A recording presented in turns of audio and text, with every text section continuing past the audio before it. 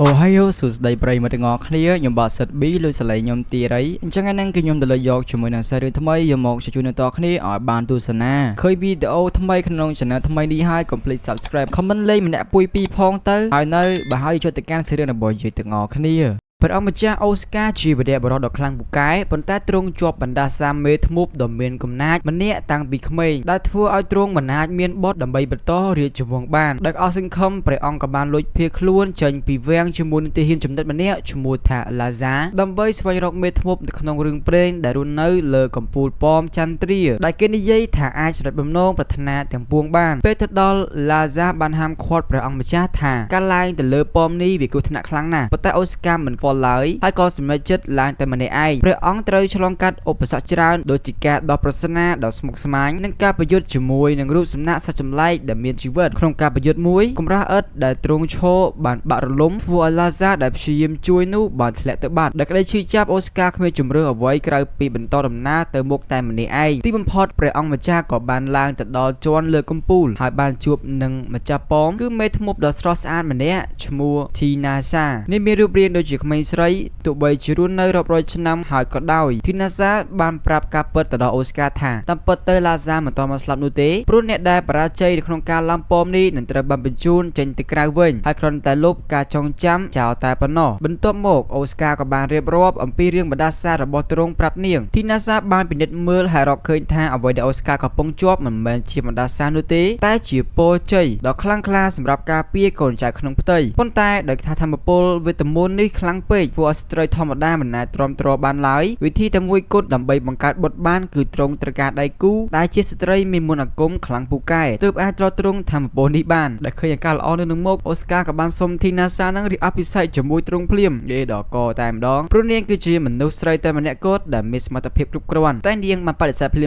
មអូស្ការក៏មិនចោទចាញ់នោះដែរទ្រង់ក៏ស្នើលក្ខខណ្ឌថ្មីដែលសុំឲ្យនាងទៅរស់នៅក្នុងវាំងជាមួយនឹងទ្រង់រយៈពេល1ឆ្នាំបើសិនបើគម្រប់ខួប1ឆ្នាំហើយនាងនៅតែមិនចង់រៀបការទៀតនាងអាចត្រឡប់មកប៉មវិញបានធីណាសាក៏យល់ព្រមតាមសំណើមួយនេះពេលពួកគេចុះពីប៉មមកវិញអូស្ការក៏បានណែនាំធីណាសាឲ្យឡាហ្សាបានស្គាល់ថាជាគ្រូអាគមដែលនឹងមករស់នៅជាមួយដើម្បីជួយដោះបណ្ដាសាទៅតាមផ្លូវអូស្ការនៅតែបន្តលេងសើចសុំនាងពិចារណារឿងបង្កើតរាជទាយាទជាមួយនឹងទ្រង់ប៉ុន្តែធីណាសានៅតែទទួលបដិសេធដដែលយេព្រះអង្គម្ចាស់នេះខូចមែនទែនបាទប្រហែលថ្ងៃក្រោយមកនៅក្នុងវាំងធីណាសាបានសូត្រមន្តអាគមការពារដ៏ខ្លាំងក្លាមួយឲ្យអូស្ការមន្តអាគមនេះអាចការពាររាល់ការវេប្រហារទាំងកម្លាំងកាយនិងវេទមន្តមកលើទ្រង់នេះបានបញ្ជាក់ទៀតថាមន្តអាគមនេះនឹងមិនបាត់បង់អំណាចឡើយដរាបណានាងនៅតែមានជីវិតដែលធ្វើឲ្យព្រះអង្គម្ចាស់ខ្លាំងក្លាស្ទើរតែគ្មានគូប្រៀបទោះជាយ៉ាងណាមន្តអាគមនេះមិនអាចការពារពីថ្នាំពឹសឬការវាយប្រហារផ្លូវចិត្តបាននោះទេដូច្នេះនាងបានដាស់តឿនឲ្យទ្រង់ប្រុងប្រយ័ត្នអូស្ការក៏បានឆ្លៀតឱកាសសុំនាង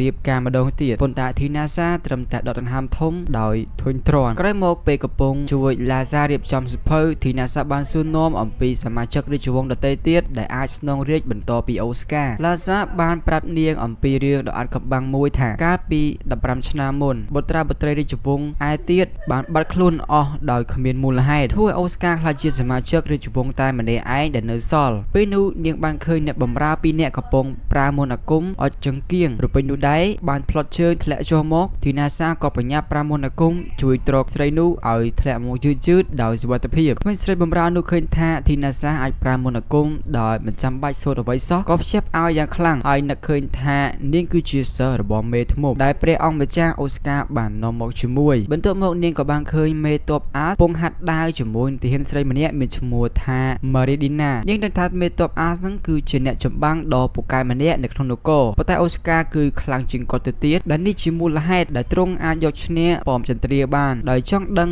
អំពីជំនាញធីណាសាក៏បានសាកល្បងប្រយុទ្ធជាមួយនឹងមេទ័ពអាសគាត់កោតសរសើរនឹងជំនាញរបស់នាងយ៉ាងខ្លាំងរហូតដល់ថ្នាក់អញ្ជើញនាងឲ្យចូលរួមក្នុងក្រុមអង្គរៈរបស់ទ្រង់ប៉ុន្តែនាងបានបដិសេធក្រោយមកទៀតមានស្ត្រីម្នាក់មានឈ្មោះថាលីបានមកសួរសុខទុក្ខធីណាសាហើយប្រាប់មានរឿងសំខាន់កើតឡើងធីណាសាក៏ទៅជួបអូស្ការនៅក្នុងបន្ទប់ធ្វើការហើយប្រាប់ទ្រង់ថានាងត្រូវចាក់ចេញពីវាំងរយៈពេល3ថ្ងៃដោយសារតែអ្នកទាំងពីរមានកិច្ចព្រមព្រៀងជាមួយនឹងគ្នាអូស្ការក៏បានសួរនាំនាងក៏បានប្រាប់គេនាងទៅបឹងវេទមន្ត មួយនៅតំបន់ដូហ្សាដូច្នេះឡាហ្សាក៏បានភ័យសន់ស្លាវហើយប្រាប់ថាទីនោះគឺជាកន្លែងដែលគេបានខាំងសត្វបិសាចដ៏កំណាចមួយទុកកាលពី70ឆ្នាំមុនទី NASA បញ្យល់ថាមួយរយៈចុងក្រោយនេះមានភាពមិនប្រក្រតីខ្លាំងកាត់ឡើងនៅបឹងនោះហើយនាងត្រូវស៊ើបអង្កេតរកអ្នកដែលនៅពីក្រោយរឿងនេះអូស្ការក៏បាននិយាយថានឹងចង់ទៅជាមួយដែរប៉ុន្តែទី NASA បានរំលឹកទ្រង់អំពីភារកិច្ចរបស់ព្រះអង្គម្ចាស់រាជទាយាទទោះជាយ៉ាងណាអូស្ការក៏បានលើកហេតុផលថាតំបន់ដូហ្សានោះគឺស្ថិតនៅក្រោមការគ្រប់គ្រងរបស់នគរ Fases ដែរដូច្នេះវា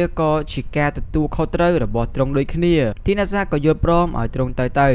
ឲ្យពេល1ម៉ោងដើម្បីត្រៀមខ្លួននៅឯបឹងវេទមន្តនោះឯងគ្រូមន្តអាគមម្នាក់មានឈ្មោះថា Vol និងបពពួកកំពុងតែរងចាំការមកដល់របស់នាងពេលកំពុងរងចាំអូស្ការត្រៀមខ្លួនក្មេងស្រីបម្រើម្នាក់ឈ្មោះថា Sylvia បានមកនិយាយជាមួយនឹងទី NASA ដោយក្តីរំភើបពេលឃើញអ្នកតូចមួយនៅលើស្មារបស់នាងមិនយូរប៉ុន្មានអូស្ការក៏បានមកដល់ហើយប្រាប់ក្រុមរបស់ទ្រង់ថាបេសកកម្មនេះនឹងមានគ្រោះថ្នាក់បន្ទាប់មកទ្រង់ក៏បានដាក់ដៃនៅលើក្បាលរបស់ទី NASA ហើយបញ្ជាឲ្យគ្រប់គ្នាគោរពតាមបញ្ជារបស់នាងពេលពួកគេធ្វើដំណើរទៅដល់ទីនោះ15មន្តអាគមបញ្ជូនខ្លួនទី NASA ក៏នឹកឃើញដល់អនុស្សាវរីយ៍កាលពីគ្រាមុនដែលនាងមកទីនេះហើយដឹងថាមនុស្សដែលនាងធ្លាប់ស្គាល់ការនោះបានស្លាប់អស់ទៅហើយខណៈដែលនាងកំពុងតែរវើរវាយគិតដល់រដ្ឋកាលអូស្ការបានលួចមើលនាងហើយគិតក្នុងចិត្តថានាងពិតជាស្រស់ស្អាតមានមន្តស្នេហ៍ពិតមែនពេលទៅដល់បន្ទាយក្បែរព្រំដែនពួកគេឃើញពពកខ្មៅក្រាគ្របដណ្ដប់ពេញបឹងនោះហើយក៏សម្រេចចិត្តទៅពិនិត្យនៅតាមផ្លូវទី NASA បានបញ្យល់ថាកាលពី70ឆ្នាំមុនតំបន់ដូហ្សានេះបានព្យាយាមឈ្លានពាននគរ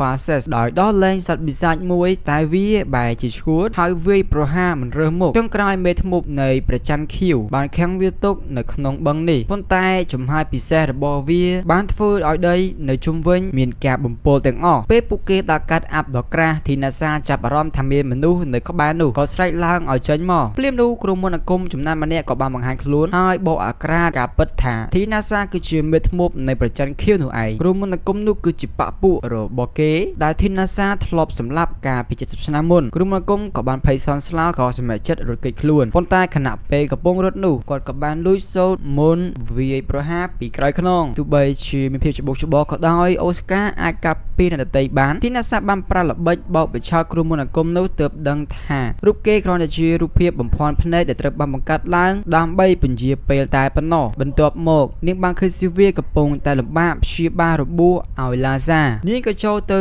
ជួយដែលប្រើវេទមន្តបន្ទាប់ព្យាបាលដល់ពូកែរបស់នាងពេលនោះហើយដែលគ្រប់គ្នាបែរមកចាប់អារម្មណ៍រឿងដែលថាធីណាសាតាមពិតទៅគឺជាមេធ្មប់ដ៏មានអំណាចក្នុងរឿងព្រេងទោះបីជាក្មេងសិស្សបំរើស៊ីវីមិនខ្លាចនាងក៏ដោយក៏ធីណាសាយល់ថាហេតុអីបានជាដតីមិនទុកចិត្តនាងដោយបារម្ភថាពួកគេនឹងខ្លាចទៅជាបន្ទុកនាងក៏សម្រេចចិត្តទៅដល់ស្រ័យរឿងផ្សព្វផ្សាយនោះតែម្នាក់ឯងប៉ុន្តែអូស្ការបានខាត់នាងហើយប្រកាសថាទ្រង់នឹងទៅជាមួយនឹងនាងដែរធីណាសាប្រាប់ទ្រង់ឲ្យមានទំនួលខុសត្រូវនិងគិតគូរឲ្យបានវែងឆ្ងាយក្នុងនាមជាអ្នកដែលត្រូវគ្រប់គ្រងនគរនៅថ្ងៃខាងមុខប៉ុន្តែអូស្ការតបទៅវិញថាទ្រង់មិនអាចឈរមើលនាងចេញមុខដល់ស្រ័យបញ្ហាលំបាកជំនួសទ្រង់បានឡើយនាងក៏បាននិយាយថាទ្រង់ពិតជារងគ្រោះខ្លាំងមែនទែនហើយរំលឹកទ្រង់ពីកិច្ចសន្យាមួយឆ្នាំដែលទ្រង់អាចប្រើប្រាស់នាងឲ្យជួយដល់ស្រ័យបញ្ហាបាននេះបន្ថែមថាបន្ទុកប៉ុណ្ណឹងវាមិនមែនជាអ្វីសម្រាប់នាងនោះទេព្រោះនាងធ្លាប់ឆ្លងកាត់រឿងរ៉ាវដែលធំជាងនេះទៅទៀតនាងក៏សូមឲ្យទ្រង់នឹងទុកចិត្តហើយសម្រាប់ទៅសន្យា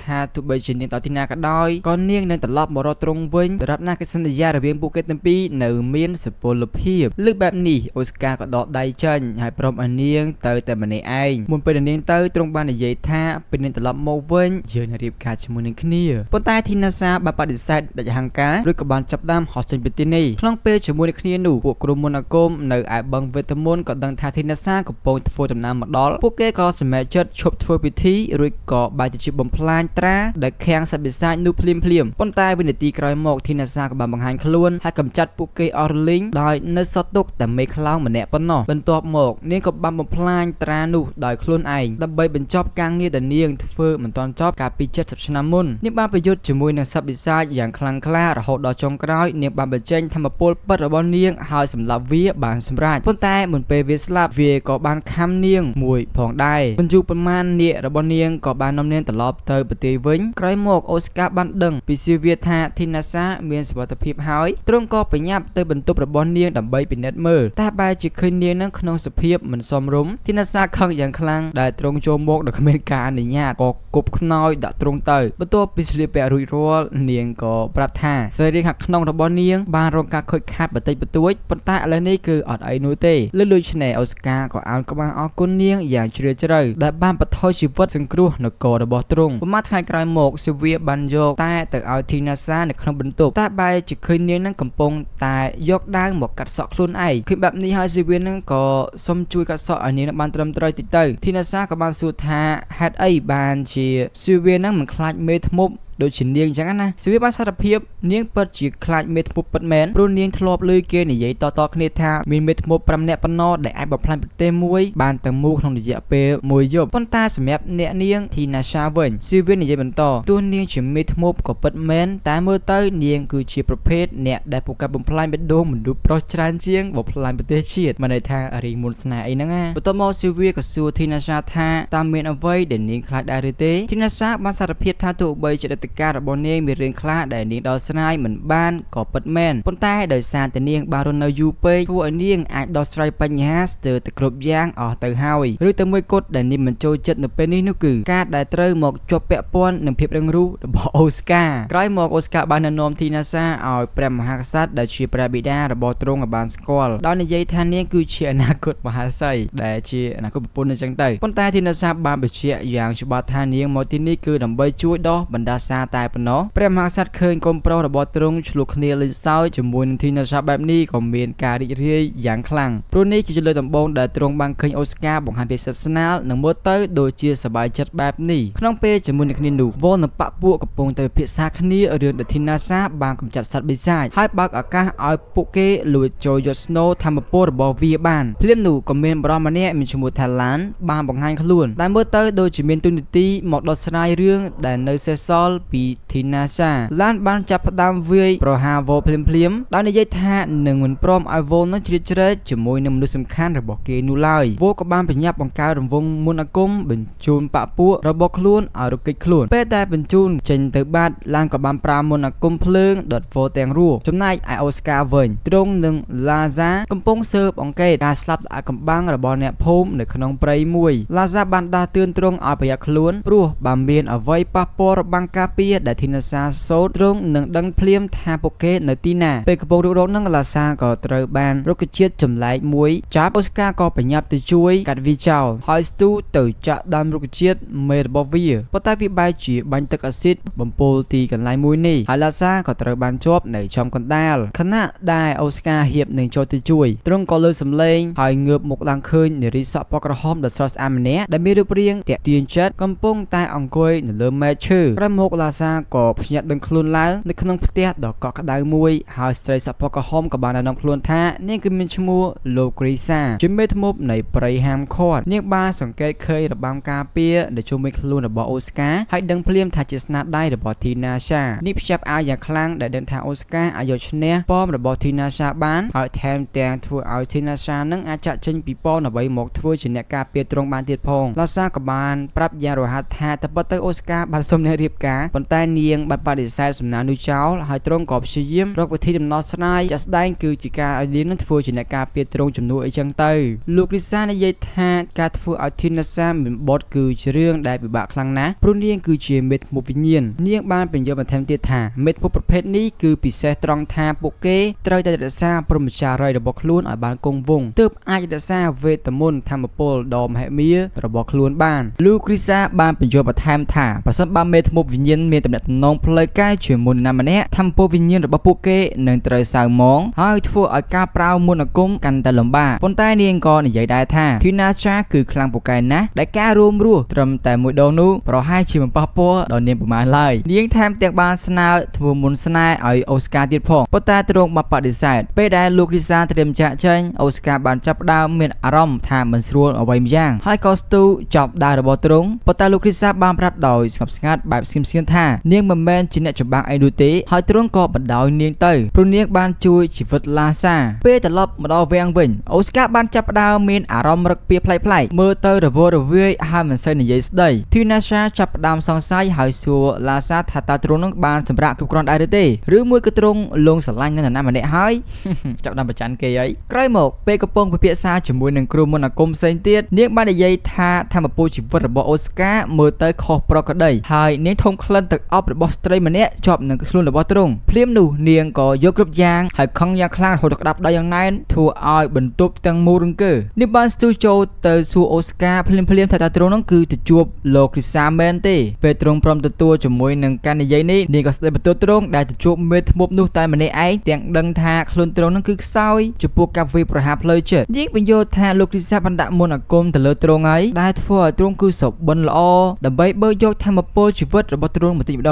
ងប្រសិនបើនាងមិនបានសង្កេតឃើញតនពេលវេលានោះទេទ្រង់អាចនឹងស្លាប់ក្នុងរយៈពេល1អាទិត្យនៅយប់នោះធីណាសាក៏បានសម្រេចចិត្តដោះមន្តអាគមចេញពីអូស្ការដែលកំពុងតែគេងមិនទៅស្រួលស្ដាប់នៅក្នុងសុបិនទ្រង់បានឃើញខ្លួនឯងកំពុងដើរនឹងប្រាសាទដ៏ងងឹតឈឹងហើយបានជួបធីណាសានៅក្នុងបន្ទប់ដ៏ភ្លឺចិញ្ចាចមួយនាងបានស្ទុះទៅអោបទ្រង់ប៉ុន្តែរាងកាយរបស់ទ្រង់បែរជាមិនព្រមស្ដាប់បង្គាប់ហើយបានចាប់ច្របាច់កនាងរហូតដល់ស្លាប់ទ្រង់ភ្ញាក់ឡើងវិញភ្លាមតែរន្ធត់ចិត្តធីណាសាដែលនៅខាងក្រៅពិតជាបានប្រាប់ថាមន្តអាគមត្រូវបានដោះរួចហើយប៉ុន្តែអូស្ការនៅពេលនោះពិតជាមានការខឹងខ្លួនឯងខ្លាំងមែនទែនដែលសម្លាប់នាងនៅក្នុងសុបិនធីណាសាបានរំលឹកទ្រង់ថាក្នុងឋានៈជាស្ដេចទ្រង់អាចត្រូវធ្វើរឿងបែបនេះក្នុងជីវិតពិតនៅថ្ងៃណាមួយដែរហើយបន្ទាប់មកនាងបានទៅជួបលោកគ្រីសាឲ្យស្ដីបន្ទោសឲ្យនាងប៉ុន្តែលោកគ្រីសាបាននិយាយថានាងធ្វើបែបនេះក៏ព្រោះតែចង់ជួបធីណាសាតែប៉ុណ្ណោះនាងបានទម្លាយការពិតថានាងបានប្រមូលគំរូឈាមនិងវត្ថុធាតុផ្សេងទៀតពីខ្លួនរបស់អូស្ការដើម្បីយកមកធ្វើឲ្យធីណាសានឹងធ្វើការសាកល្បងរកវិធីដោះស្រាយ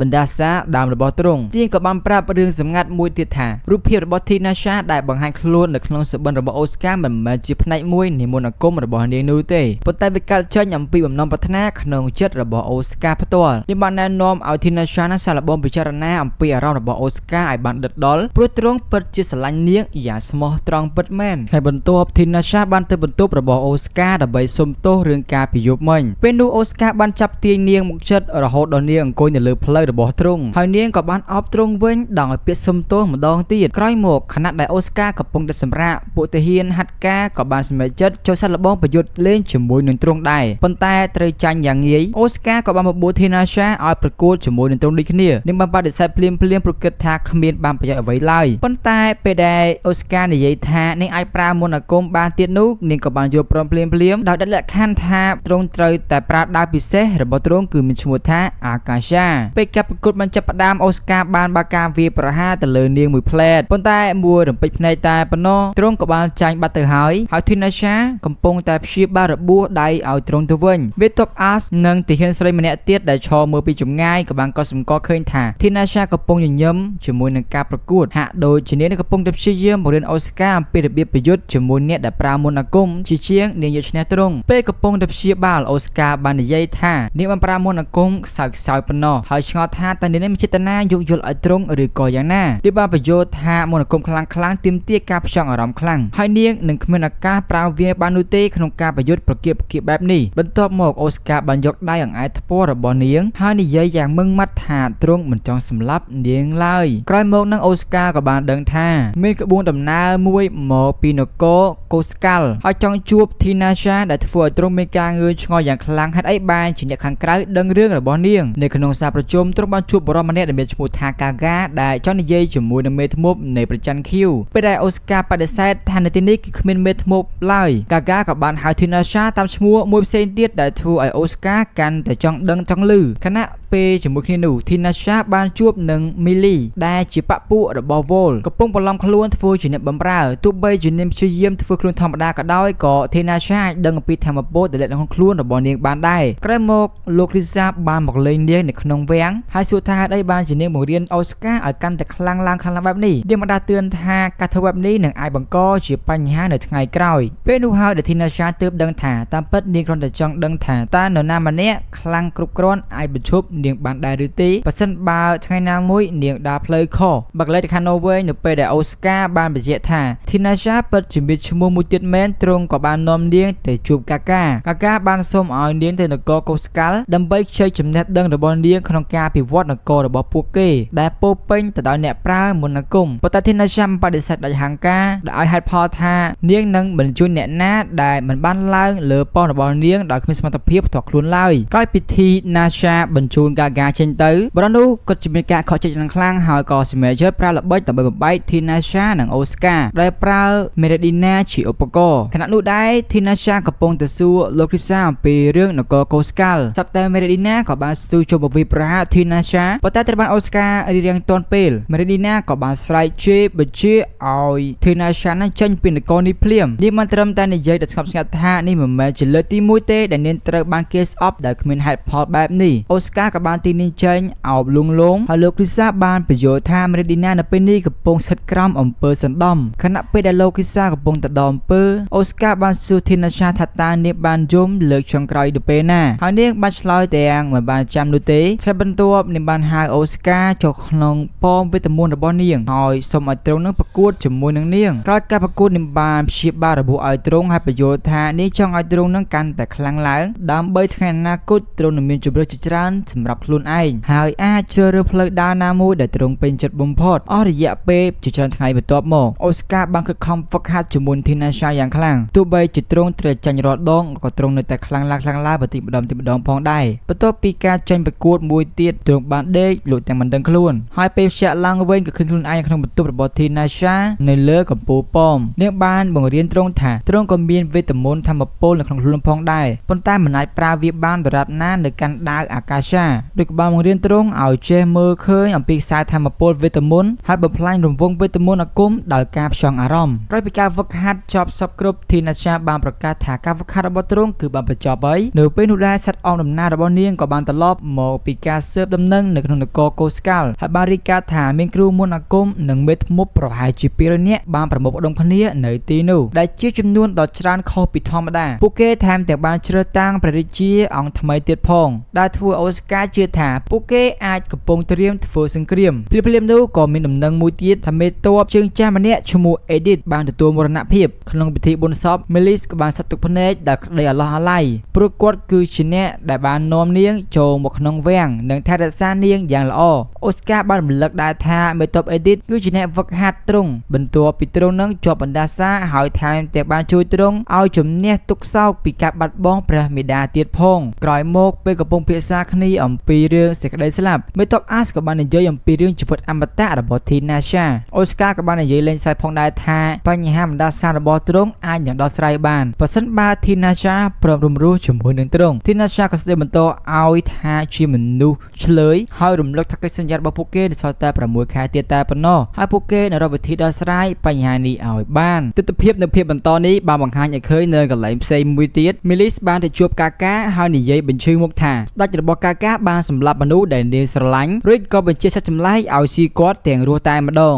ក្រោយមកបរោះសក់អាចកំបាំងឈ្មោះឡានបានស្ទុះមកអោប Tinasha ដោយខ្សឹបប្រាប់ថាចិត្តមានរឿងល្អមើលហើយចង់ឲ្យគេនឹងបានឃើញផ្ទាល់នឹងភ្នែកនាងក៏សួរថារឿងហ្នឹងសំខាន់ណាស់មែនទេឡានក៏ឆ្លើយសំខាន់ដូចជានាងអញ្ចឹងដែរដល់កក្រោយមកទៀត Tinasha ក៏ភ្ញាក់ដឹងខ្លួនឡើងនៅក្នុងបន្ទប់ស្រាប់តែឃើញ Oscar កំពុងតែឈរនៅក្បែរនាងប្រាប់ទ្រង់ថានាងបានយកសពអាក្រក់ Oscar បាននិយាយថាមកពីនាងគេងអង្គុយតែដឹងហើយប្រាប់ឲ្យនាងសម្រាកឲ្យបានច្រើនជាងនេះបន្ទាប់មក Laza បានប្រាប់ Oscar ថាព្រះអម្ចាស់សូមចូលជួបទ្រង់ក៏ប្រញាប់ទៅសារជំនុំជាកន្លែងដែលទ្រង់ឃើញក្រុមប្រឹក្សារាជវាំងកំពុងភាសាការងារជាមួយនឹង Tinasha ព្រះបិតាប្រាប់ថាពួកគេកំពុងតែជជែកគ្នារឿងរកគូអនាគតឲ្យទ្រង់ហើយដោយសារតែស្ត្រីដែលអាចមានបុត្រជាមួយទ្រង់បានតើតអ្នកមានធម៌ពលទប់ទល់នឹងវណ្ណកុំបានខ្លាំងដូច្នេះហើយទើបពួកគេអញ្ជើញ Tinasha មកជួយពិនិត្យមើលបែកខាននារីម្នាក់ Oscar ចង់ដឹងថានារីនោះគឺជានរណាគេអញ្ចឹងទៅហើយ Tinasha ក៏បានទម្លាយថាពួកគេកំពុងពិចារណាទៅលើ Melis នាងបានបញ្យល់ថា Melis ជាប់ពុយពង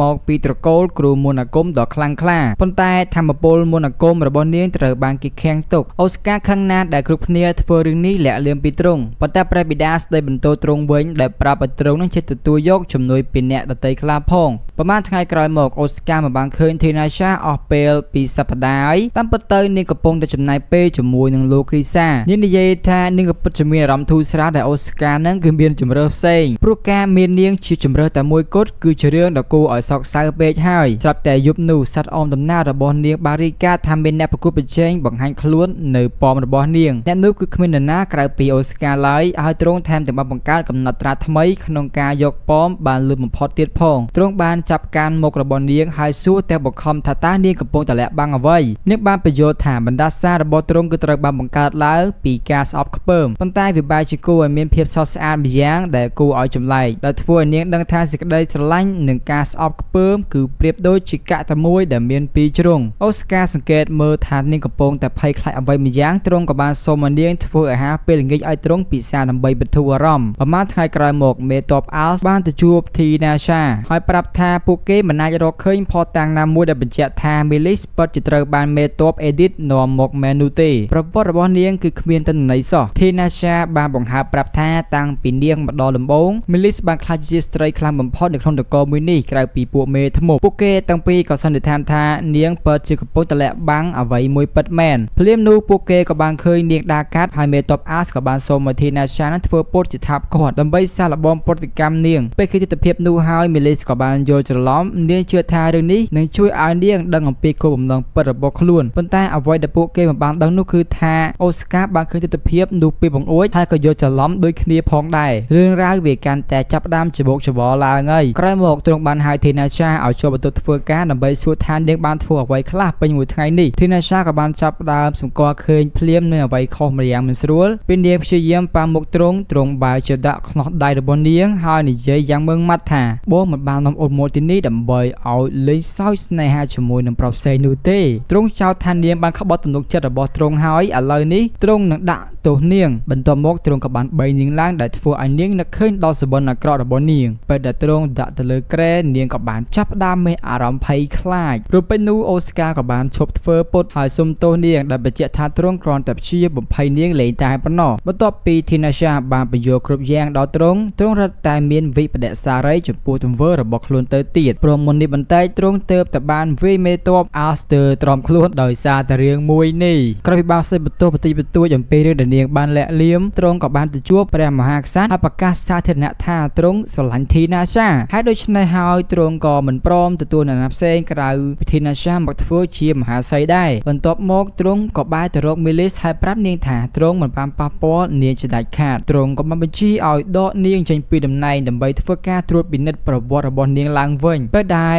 ឡាហ្សាកំពុងតែនាំនាងចេញទៅរបាំងការពារមួយក៏បានបាត់ទៅហើយមីលីសក៏បានឆ្លៀតឱកាសវេប្រហារមកលើពួកគេអូស្ការព្យាយាមរំធីណាសាចេញប៉ុន្តែមន្តអាគមរបស់មីលីសបានត្រូវចំនាងហើយធ្វើឲ្យនាងងងឹតភ្នែកម្ខាងបន្ទាប់ពីដោះខ្នោះដៃចេញធីណាសាបានប្រាប់ឲ្យអូស្ការនៅឲ្យឆ្ងាយព្រោះឈាមរបស់នាងធ្វើឲ្យរបាំងការពាររបស់ទ្រង់ចុកខ្សោយនៅពេលដែលមីលីសបង្ហាញធាតុពិតរបស់នាងធីណាសាបានប្រាប់ឲ្យអ្នកទាំងអស់គ្នាផ្សេងទៀតចាក់ចេញដើម្បីឲ្យនាងអាចប្រយុទ្ធបានពេញកម្លាំងប៉ុន្តែដោយសារធីណាសាមិនអាចប្រយុទ្ធបានស្រួលដោយសារតែភ្នែកម្ខាងរបស់នាងអូស្ការក៏បានសម្រេចចិត្តចូលទៅជួយខណៈពេលដែលទ្រង់កំពុងតែប្រយុទ្ធជាមួយនឹងសត្វចម្លែកធីណាសាបានស្រែកប្រាប់ឲ្យទ្រង់ចាប់មីលីសទាំងរស់ដើម្បីអាចសួរនាំអំពីគោលបំណងរបស់នាងក្រោយពីប្រឡល្បិចកំចាត់សត្វចម្លែកបានហើយធីណាសាបានខាំងមីលីសនៅក្នុងលំហទទេមួយប៉ុន្តែនាងបានចេតនាបណ្ដោយឲ្យនាងរត់រួចដើម្បីអាចតាមដាននាងបានមិនយូរប៉ុន្មានពួកគេក៏បានរកឃើញនាងនឹងមានបន្ទប់រតនាគារកំពុងតែកាន់ប្រអប់ចម្លែកមួយទើបមកនាងក៏បានព្យាយាមរត់គេចខ្លួនប៉ុន្តែធីណាសាបានបញ្ឈប់នាងហើយគ្រាប់មូលពណ៌ក្រហមមួយ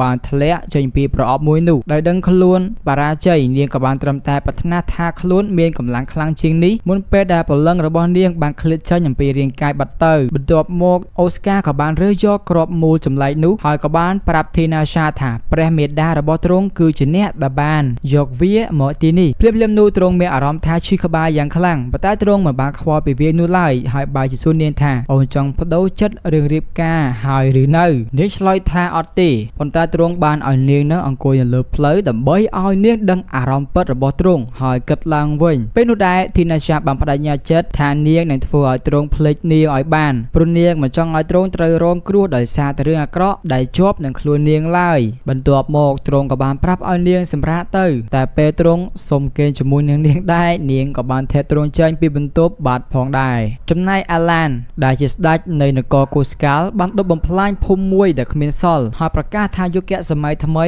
ជិតចាប់ផ្ដើមហើយនគរធំទាំង4នឹងក្លាយទៅជាអ្នកដួលរលំមុនគេពេលដែលធីណាសាដឹងរឿងមួយនេះនាងក៏ពិតជាមានការឆ្ងល់ខ្លាំងហេតុអីបានជាឡានចាប់ផ្ដើមធ្វើសកម្មភាពឡើងវិញបន្ទាប់ពីស្ងប់ស្ងាត់អស់រយៈពេល400ឆ្នាំយប់នោះនាងក៏បានលួចទៅមើលអូស្ការកំពុងតែគេងលក់ហើយនិយាយក្នុងចិត្តថានាងចង់បិទអារម្មណ៍របស់ខ្លួនឯងចោលជាជាងឲ្យវាមកគ្រប់គ្រងនាង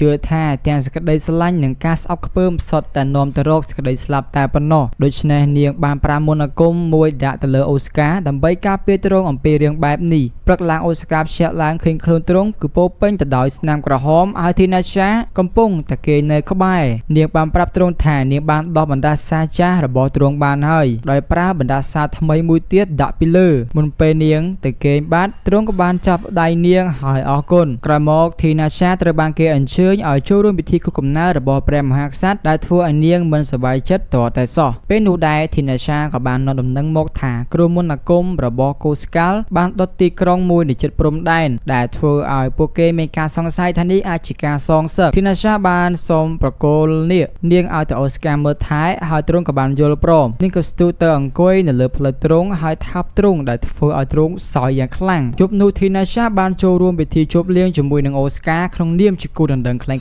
ៗរបស់ទ្រង់នៅទីនោះទ្រង់បានជួបជាមួយនឹងព្រះនាងស៊ីស៊ីលាដែលជាប្អូនស្រីរបស់ព្រះអម្ចាស់ Rose នាងបានប្រាប់អូស្ការឲ្យជប់ខ្វល់អំពីរឿងឯកជនរបស់ប្រទេសនាងទៅក្នុងពេលជាមួយគ្នានោះធីណាសាក៏បានឃើញអូស្ការចាក់ចេញពីសារជាមួយនឹងស៊ីស៊ីលាហើយនាងដឹងថាទ្រង់ហៀបនឹងទៅធ្វើរឿងមិនល្អហើយនាងក៏ចេញទៅស្រូបខ្យល់អាកាសនៅខាងក្រៅប៉ុន្តែនាងក៏បានជាសង្កេតឃើញអ្វីមួយយ៉ាងចម្លែកនាងបានប្រើឈាមរបស់នាងផ្ទាល់ដើម្បីពង្រីករបាំងការពាររបស់អូស្ការឡើងវិញហើយប្រាប់ទ្រង់ថាកុំមកជឿជ្រែករឿងរបស់នាងឲ្យសោះរូបពេជ្រនោះទ្វារកំបាំងមួយក៏បានលេចឡើងហើយឡានក៏បានដើរចេញមកដោយប្រកាសថាគេមកយកនាងត្រឡប់ទៅវិញធីណាសារំភើបចិត្តខ្លាំងណាស់ហើយក៏ស្ទុះទៅអោបគេឡានបានអញ្ជើញឲ្យនាងទៅនគរកូស្កាល់ក្នុងឋានៈជារាជនីហើយនាងក៏ទទួលយកដោយរីករាយពេលដែលឡានមានបំណងសម្លាប់អូស្ការធីណាសាបានខត់គេនាងប្រាប់អូស្ការថាបណ្ដាសាសរបស់ទ្រង់បានរលាយបាត់ទៅហើយកិច្ចសន្យារបស់ពួកគេក៏ជិតដល់ទីបញ្ចប់ដែរ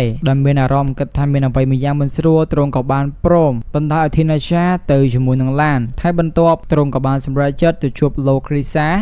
បានបង្ហាញខ្លួននៅក្នុងវាំងហើយទម្លាយថាមេធ្មប់គ្រប់រូបបានទទួលសម្បត្តិអញ្ជើញទៅកូស្កាល់ប៉ុន្តែមានតែធីណាសាម្នាក់គត់ដែលយល់ព្រមទៅអូស្ការទាមទារចង់ដឹងអំពីទំនាក់ទំនងរវាងឡាននិងធីណាសាលោកគ្រីសានិយាយថានាងបានស្វែងរកបរិនោះតាំងពីនាងខ្លាចជាមេធ្មប់មកម្លេះនាងជឿថាអូស្ការគ្រាន់តែកំពុងតែប្រច័ណ្ឌតែប៉ុណ្ណោះអូស្ការបានបដិញ្ញាចិត្តថានឹងទៅសម្លាប់ឡានដើម្បីយកនាងត្រឡប់មកវិញដែលឃើញការតាំងចិត្តរបស់ទ្រង់លោកគ្រីសាក៏បានយល់ព្រមប្រាប់ការពិតប៉ុន្តែនាងបានដាស់តឿនថាទ្រង់អាចនឹងត្រូវសម្លាប់ធីណាសាដោយដៃរបស់ខ្លួនឯងនៅពេលដែលទ្រង់បានដឹងរឿងរ៉ាវទាំងអស់បន្ទាប់មកនាងក៏បានប្រាប់ថាតាមពិតទៅធីណាសាគឺជាពូជពង្សមកពីរាជវង្ស Toldi ដែលជាចក្រភពមួយដែលបានដួលរលំកាលពី400ឆ្នាំមុននាងគឺជាបេក្ខនារីសម្រាប់តំណែងជាអគ្គមហេសីនៅពេលនោះហើយគូដណ្ដឹងរបស់នាងគឺជាបេក្ខជនសម្រាប់តំណែងជាព្រះមហាក្សត្រដែលនោះគឺជាឡាននេះឯងទោះជាយ៉ាងណាក្នុងករណីរបស់ធីណាសាឡានដែលជាបុត្ររបស់ស្ដេច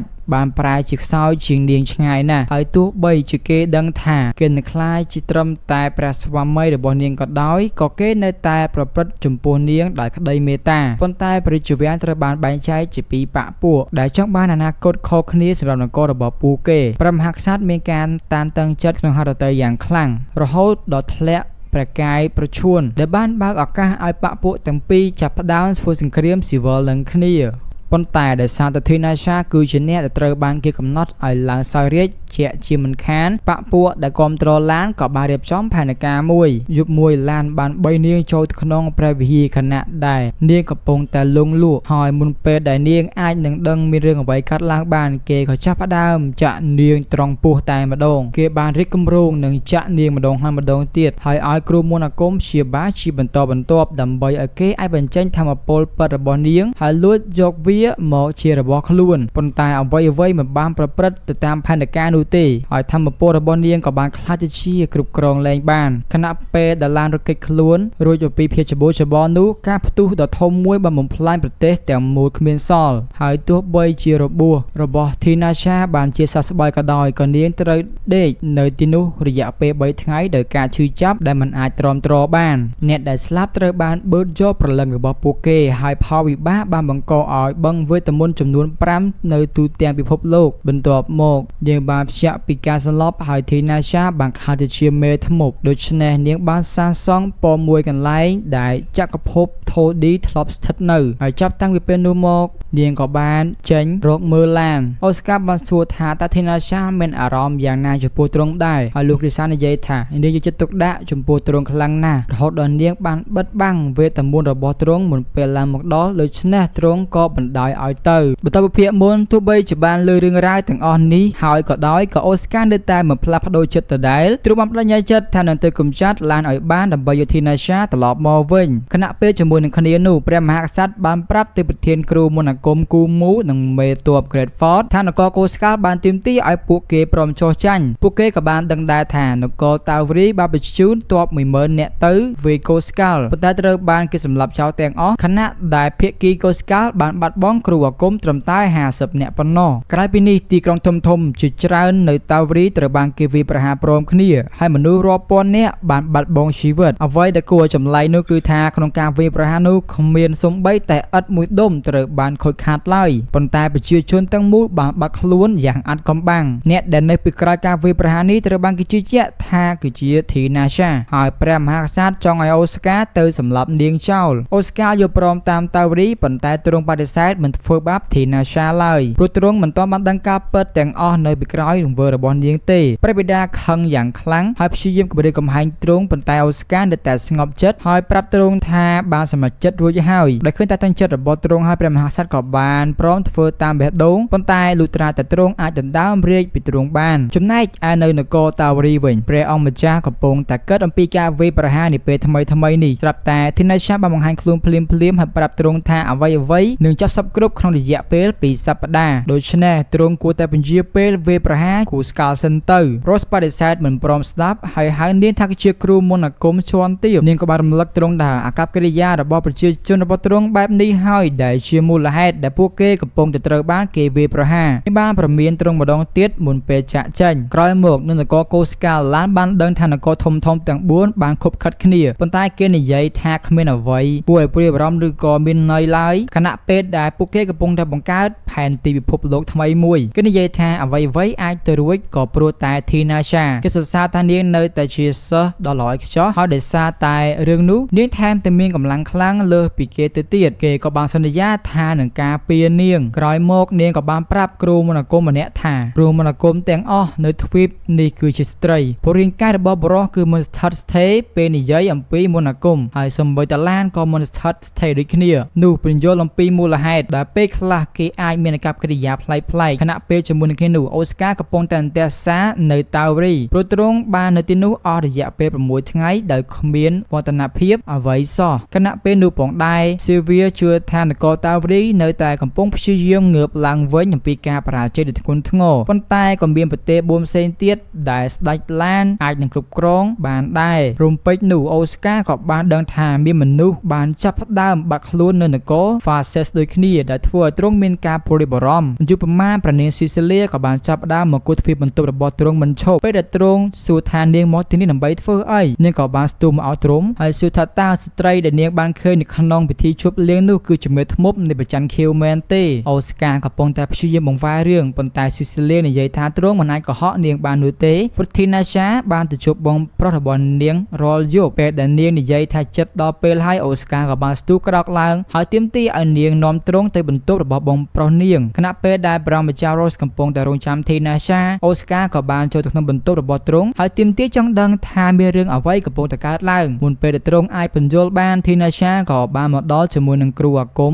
2នាក់ទៀតប៉ុន្តែភ្លាមនោះពេលដែលពួកគេឃើញ Oscar ពួកគេក៏ស្មានថា Rose បានក្បត់ពួកគេហើយក៏បានចាប់ទាញ Tina Sha ត្រឡប់មកវិញប្រហែលថ្ងៃក្រោយមកកងទ័ពសម្ព័ន្ធមិត្តបានរៀបចំកម្លាំងដើម្បីវាយប្រហារហើយ Oscar ក៏បានដឹងពេលវេលាដែល Tina Sha បានប្រាប់ Rose នោះប្រហែលជាបានកន្លងផុតទៅហើយរំពេចនោះលោក Risa ក៏បានមកដល់ជាមួយដំណឹងថាមនុស្សគ្រប់គ្នានៅក្នុងភូមិជិតខាងហាក់ដូចជាបានបាត់ខ្លួនអស់ហើយប៉ុន្តែតាមពិតទៅគឺថា Tina Sha បានដាក់របាំងការពារនៅជុំវិញពួកគេដើម្បីកុំឲ្យគេមើលឃើញនាងក៏បានបង្ហើបឲ្យដឹងដែរថា Tina Sha មិនមានគម្រោងការពារខ្លួនឯងនោះទេដូច្នេះ Oscar ត្រូវតែមានការធ្វើខែលការពារនាងគណៈពេលដែលទ្រង់កំពុងប្រាប់ដំណឹងនេះដល់មេទ័ពផ្សេងទៀតមេគ្រូមន្តអាគមម្នាក់របស់កូស្កាល់បានបង្ហាញខ្លួនហើយបានបញ្ជូនពួកគេទាំងអស់ទៅកន្លែងមួយដែលមានមនុស្សជាច្រើនកំពុងតែរងចាំវាឆ្មក់ពួកគេឡានក៏បានលេចមុខមកផងដែរដែលស្វាគមន៍ពួកគេទៅកាន់ប្រាសាទបុរាណដែលគេធ្លាប់ចាក់Tina Sha ពីមុនបន្ទាប់មកគេបានស្នើឲ្យមានការផ្លាស់ប្ដូរពិភពលោកដើម្បីបញ្ចប់ភាពឃោរឃៅដែលបញ្ជាក់ថាអ្នកណាដែលបដិសេធមិនព្រមគោរពតាមនឹងត្រូវទទួលទណ្ឌកម្មពីព្រះជាម្ចាស់បន្ទាប់មកគេបានហៅ Tina Sha ក្នុងឈុតអាពាហ៍ពិពាហ៍ហើយនាងក៏បានមើលទៅភ្ជាប់អាវយ៉ាងខ្លាំងដែលបានឃើញ Oscar នៅទីនេះនាងបានអង្គុយចុះហើយអនុញ្ញាតឲ្យឡានប្រាក់ធម្មពលរបស់នាងដើម្បីហៅបឹងវេទមន្តទាំង5ដែលបឹងនីមួយៗអនុញ្ញាតឲ្យគេនឹងគ្រប់គ្រងផ្នែកមួយនៃពិភពលោកនៅពេលដែលបឹងទាំងអស់ត្រូវបានហៅរួចហើយគេក៏បានរៀបចំខ្លួនដើម្បីក្លាយទៅជាព្រះប៉ុន្តែភ្លាមនោះ Tina Sha បានគ្រប់គ្រងមន្តអាគមនោះដែលបានប្រាប់គេថានាងបានរងចាំពេលនេះអស់រយៈពេល400ឆ្នាំមកហើយមានតែគេម្នាក់តែប៉ុណ្ណោះដែលដឹងអំពីរបៀបហៅបឹងទាំងអស់ក្នុងពេលតែមួយប៉ុន្តែឥឡូវនេះនាងអាចប្រើធម្មពលរបស់ពួកគេដើម្បីដោះលែងប្រលឹងដែលគេបានចាប់បានដោយដឹងខ្លួនថាត្រូវបានគេក្បត់ឡានក៏បានសុំឲ្យគ្រូមន្តអាគមរបស់គេវាប្រហារ Tina Sha ប៉ុន្តែកូនចៅចំណិតរបស់នាង2នាក់បានស្ទុយចេញមកការពារនៅពេលដែលមេគ្រូអាគមមកខាងទៀតព្យាយាមធ្វើបាប Tina Sha Oscar ក៏បានលេងមុខជាមកការពារនាងយ៉ាងឆាប់រហ័សមិនយូរប៉ុន្មានឡានបានបញ្ជាឲ្យកូនចៅរបស់គេហៅពួកបិសាចមកដែលបានប្រែក្លាយកន្លែងនេះទៅជាសមរភូមិដ៏វឹកវរ Tina Sha បានប្រើឈាមជ័ររាជវង្សរបស់នាងដើម្បីហៅវិញ្ញាណទាំង12មកហើយបញ្ជាឲ្យពួកគេបំផ្លាញអ្វីទាំងអស់គ្រប់យ៉ាងដែលមានបំណងធ្វើបាបទៅលើពួកគេក្នុងរយៈពេលត្រឹមតែប្រមាណវិនាទីតែប៉ុណ្ណោះកងទ័ពទាំងមូលរបស់ឡានត្រូវបានកម្ចាត់ចោលគ្មានសល់ដែលជំរុញឲ្យពួកគេត្រូវការដកថយដោយមនុស្សកំសាអញ្ចឹងទោះជាយ៉ាងណាក៏ដោយ Oscar បានដើរតាមគេហើយបានសួរថាតើគេមានអារម្មណ៍យ៉ាងណាទៅនៅពេលដែលគេនោះបានចាក់ Tina Sha កំឡុងពេលនោះឡានបាននិយាយថាមិនមានអារម្មណ៍អ្វីទាំងអស់ព្រោះនាងប្រៀបបានដូចជាឧបករណ៍តែប៉ុណ្ណោះឯងដូច្នេះ Oscar ក៏បានសម្រេចចិត្តសម្លាប់គេចោលតែម្ដងទៅបន្ទាប់ពីទ្រង់ត្រឡប់មកវិញ Tina Sha បានរៀបចំខ្លួនសម្រាប់ការវាយប្រហារដោយដៃរបស់ Oscar ប៉ុន្តែភ្លាមនាងក៏បានដួលសន្លប់នៅក្នុងដៃរបស់ទ្រង់មួយសប្តាហ៍ក្រោយមកនាងភ្ញាក់ឃើញ Oscar នៅក្បែរនាងហើយឆ្ងល់ថាហេតុអីបានជានាងនៅរស់ Oscar បានអោបនាងនៅក្នុងដៃដែលប្រាប់ថាព្រះម្ចាស់ Rose បានសម្រេចចិត្តមិនវាយប្រហារកូស្កាល់ទៀតទេហើយអនុញ្ញាតឲ្យពួកក្រុមមន្តអាគមបង្កើតរដ្ឋស្វយ័តមួយ Oscar ជឿថាអ្វីទាំងអស់គឺដោយសារតែការបង្រៀនដែល Tina Sha បានផ្ដល់ទៅឲ្យទ្រង់ដែលធ្វើឲ្យនាងមានការសប្បាយចិត្ត Oscar បានប្រាប់ដំណឹងដល់គូអភិជាផ្អើមួយទៀតថាពួកគេបានភ្ជាប់ពាក្យជាមួយនឹងគ្នាហើយព្រោះនោះគឺជាមធ្យោបាយតែមួយគត់ដើម្បីនាំនាងឲ្យរស់ឡើងវិញពីសមរភូមិមនុស្សមួយចំនួនចង់ឲ្យនាងស្លាប់ប៉ុន្តែនៅពេលដែលពួកគេបានដឹងថានាងអាចចូលរួមជាមួយនឹងពួកគេបានពួកគេក៏ខ្លាចទៅជាមនុស្សលោភលន់ចង់ប្រើអំណាចរបស់នាងហើយអនុញ្ញាតឲ្យនាងរស់ទោះបីជាមានរកពីច្បោកច្បល់នៅពេលនឹងក៏ដោយ Tina Sha បានត្រៀមខ្លួនដូចជាស្រេចសម្រាប់កំណត់នេះហើយអរគុណទ្រង់ដែលបានជួយសង្គ្រោះជីវិតរបស់នាងតែមកទៀត Tina Sha បាននាំគ្រូមន្តអាគមរបស់ Fascist ទៅកាន់រតនាគារ Todi ដើម្បីឲ្យពួកគេអាចនាំយករបស់មានតម្លៃត្រឡប់ទៅប្រទេសរបស់ពួកគេវិញពេលកំពុងរុករកនាងក៏បានឃើញគ្រាប់មូលពណ៌ខៀវស្តៀងនឹងគ្រាប់ដែលធ្លាប់បានធ្លាក់នៅក្នុងដៃរបស់ Millis ហើយសម្រេចចិត្តយកវាទៅប៉មក្រោយមកនាងក៏បានទស្សនាបន្ទាយភាគខាងជើងនៃ Fascist ជាមួយនឹង Oscar ហើយមេទ័ព Algard បានធានាពួកគេថាអ្វីៗគឺមានស្ថិរភាពនៅទីនេះនៅពេលដែលពួកគេបានឃើញក្មេងៗនៅក្នុងទីធ្លា Algard បានប្រាប់ថាភូមិជិតខាងមួយត្រូវបានវាយប្រហារដោយក្រុមមួយឈ្មោះ Ito កាលពី1ឆ្នាំមុនហើយកូន ចរបស់គាត់បាននាំអ្នករស់រានមានជីវិតមួយចំនួនត្រឡប់មកវិញរួមទាំងក្មេងៗមួយចំនួននិងស្ត្រីម្នាក់ឈ្មោះ Elsa ដែលជាស្ត្រីមេម៉ាយរបស់មេភូមិបន្ទាប់ពីស្វាមីរបស់នាងបានស្លាប់ Elsa បានបាត់បង់ស្នាមញញឹមរបស់នាងហើយឥឡូវនេះចំណាយពេលពេញមួយថ្ងៃដើម្បីមើលថែក្មេងៗ Elsa បានប្រាប់ពួកគេនៅរឿងរ៉ាវអំពីនាងវ័យក្មេងដ៏ស្រស់ស្អាតម្នាក់ដែលរស់នៅក្នុងភូមិដ៏សុខសាន្តមួយប៉ុន្តែបានបដិសេធមករៀបការជាមួយនឹងបរិសណាម្នាក់ឡើយបន្ទាប់មកថ្ងៃមួយបរិសអាក្រក់មួយចំនួនបានវាយប្រហារដោយផ្ទះរបស់ពួកគេនិងធ្វើបាបប្រជាជនរបស់ពួកគេក្រោយមកទៀតបរិសម្នាក់ស្លៀកពាក់អាវពណ៌ខៀវបានលេចមុខចេញមកហើយបានជួយសង្គ្រោះក្មេងស្រីនោះដោយកម្ចាត់បរិសអាក្រក់ទាំងនោះនាងត្រូវបានរំជួលចិត្តយ៉ាងខ្លាំងដោយកម្លាំងរបស់គាត់ដែលនាងបានសម្រេចចិត្តរៀបការជាមួយនឹងគាត់ទៅប៉ុន្តែបរិសនោះបានបដិសេធជាមួយនឹងនាងហើយចាក់ចេញដោយគ្មានតម្រុយក្មេងប្រុសទាំងអស់នោះមានការលើកទឹកចិត្តយ៉ាងខ្លាំងដោយរឿងរ៉ាវនេះពួកគេសម្រេចចិត្តមានអាវុធផ្ទាល់ខ្លួនដើម្បីឲ្យពួកគេអាចធ្វើដោយគាត់បានបន្ទាប់ពីពួកគេចាក់ចេញ Elsa បានកត់សម្គាល់ឃើញថា Thinasha កំពុងតែអង្គុយនៅពីក្រោយនាងស្ដាប់រឿងរបស់នាងនៅពេល Thinasha សួរ Elsa បានប្រាប់ថារឿងនេះគឺផ្អែកទៅលើព្រឹត្តិការណ៍ពិតហើយក្មេងប្រុសដែលបានជួយសង្គ្រោះក្មេងស្រីនោះគឺជាកូនប្រុសរបស់នាងដែលមកពីអនាគតនៅក្នុងសាររឿងពិតស្ត្រីនោះបានចាប់ខ្លួនហើយក្រោយមកសម្រាកូនប្រុសដដែលនោះដែលបន្ទាប់មកទៀតបានត្រឡប់ទៅកាន់រតកាវិញហើយរាងម្ដាយរបស់គាត់មិនឲ្យមានរឿងអាក្រក់កើតឡើងក្មេងប្រុសដឹងថាបើគេជួយសង្គ្រោះម្ដាយខ្លួនឯងនោះរូបគេនឹងត្រូវបានរលាយបាត់ពីពិភពលោកនេះព្រោះអនាគតបានផ្លាស់ប្ដូរប៉ុន្តែជាដឹងដូច្នេះហើយក៏ដោយក៏គេនៅតែសម្រេចចិត្តធ្វើវាដដែល Elsa ក៏បានសួរទៅកាន់ Thinasha បើនាងវិញតើនាងនឹងធ្វើដូចក្មេងប្រុសនោះដែរឬទេ Thinasha បានឆ្លើយថានាងនឹងមិនផ្លាស់ប្ដូរអតីតកាលឡើយក្រោយមក Oscar និង Thinasha ត្រូវបង្ខំចិត្តនៅបន្ទប់តែមួយដើម្បីជៀសវាងភាពឆ្កំឆ្គង Thinasha ក៏បានបែររូបរាងខ្លួនឯងទៅជាឆ្មាមួយក្បាលយប់នោះនាងសត្វតែចាប់ផ្ដើមបញ្ចេញសម្លេងចម្លែកពេល Oscar ភ្ញាក់ឡើងនាងក៏បានបញ្យល់ថាមាននរណាម្នាក់កំពុងតែបញ្ចេញមន្តអាគមដែលធ្វើឲ្យអ្នកដទៃយល់សប្តិអាក្រក់នាងជឿថាអ្នកដែលបញ្ចេញមន្តអាគមនោះគឺជាមនុស្សម្នាក់ដែលមិនដែលបានរៀនគ្រប់គ្រងមន្តអាគមរបស់ខ្លួនហើយសុបិនរបស់គេដែលកំពុងតែបញ្ចេញនោះគឺនិយាយអំពីនរណាម្នាក់ដែលពួកគេស្អប់ខ្លាំងថ្ងៃបន្ទាប់ Oscar បានទៅត្រួតពិនិត្យព្រំដែនហើយឃើញថាប្រទេសជិតខាងរបស់ពួកគេគឺយ៉ាដាបានប្រែក្លាយទៅជាវាក្សាច់នាពេលថ្មីនេះទ្រង់បានប្រាប់ Elgard ឲ្យជួយតាមដានតំបន់នោះប៉ុន្តែពេលដែលទ្រង់ងាកចេញទ្រង់ក៏បានឃើញការវាយឆ្មក់ដោយក្រុមអ៊ីតូបរិមម្នាក់ជឿនជើងចេញមកហើយណែនាំថាជាចាវីដែលជាមេក្រុមដឹកនាំរបស់អ៊ីតូគេបានប្រាប់ទៅកាន់គាត់ថាមកទីនេះដើម្បីចាប់យក Elsa ព្រោះគេបានបរាជ័យក្នុងការធ្វើដូច្នេះកាលពីឆ្នាំមុនគេក៏បានបញ្ជាOscar ឲ្យប្រកួតជាមួយនឹងគេមួយស្មើដោយអ្នកឈ្នះនឹងបាន Elsa ពេលពួកគេកំពុងធ្វើដំណើរទៅកាន់តំបន់ខ្ពង់រាបបែរនោះចាវីបានប្រាប់ថាទីនេះគឺជាដីដ៏ពិសិដ្ឋដែលមានព្រះមួយអង្គធ្លាប់យាងមកទស្សនា Thinasha មានអារម្មណ៍ថាមានអ្វីមួយយ៉ាងមិនស្រួលនៅទីកន្លែងមួយនេះប៉ុន្តែ Oscar បានប្រាប់ថាកុំឲ្យបារម្ភអីព្រោះទ្រង់នឹងដោះស្រាយរឿងនេះបានយ៉ាងងាយស្រួលភ្លាម Elsa បានបង្ហាញខ្លួនហើយមានការភ័យខ្លាចភ្លាមផងដែរនៅពេលដែលឃើញបរិសដែលបានសម្លាប់ប្តីរបស់នាងមិនយូរប៉ុន្មានការប្រកួតក៏បានចាប់ផ្ដើមហើយក្នុងរយៈពេលតែប៉ុន្មាននាទីតែប៉ុណ្ណោះ Oscar បានប្រាប់ថាមពលរបស់ទ្រង់កាត់ដៃរបស់ចាវីបានយ៉ាងងាយបន្ទាប់ពីការប្រកួតចប់ចាវីអង្គុយនៅទីនោះដោយឈាមហូរលហាមរហូតដល់ Elsa រត់មកជួយគេភ្លាម Oscar សុំឲ្យ Thinasha នឹងភ្ជាប់ដៃរបស់គេឡើងវិញប៉ុន្តែនាងនិយាយថាអត់ទេហើយគាត់ទៅជួយបញ្ឈប់ការហូរឈាមតែប៉ុណ្ណោះភ្លាមខ្យល់ព្យុះមួយបានឡំព័ទ្ធ Elsa និង Javi ហើយ Thinasha ក៏បានបញ្ជូនខ្លួនគ្រប់គ្នាចេញពីទីនោះបានយ៉ាងឆាប់រហ័សហើយយើងចាំមើលភាពបន្តទៀតថាវានឹងទៅជាយ៉ាងណាអរគុណច្រើនអ្នកទាំងអស់គ្នាជួបគ្នានៅវីដេអូក្រោយពីខ្ញុំបាទសិត B Pro ស្មោះ